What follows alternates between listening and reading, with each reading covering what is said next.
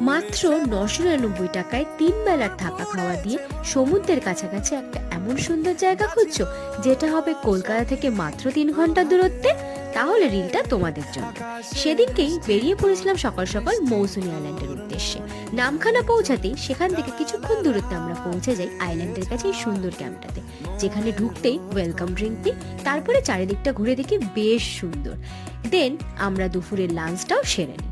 দুপুরের পরে সন্ধেবেলার মৌসুমীটা দেখতে তো জাস্ট অসাধারণ, সকালের থেকেও যেন দ্বিগুণ সুন্দর লাগছিল। সাথে চলছিল বারবিকিউ, আর বারবিকিউটার সাথে সাথে আমরা কিন্তু সমুদ্রের পাশাপাশি এই সৌন্দর্যটা উপভোগ করছিলাম।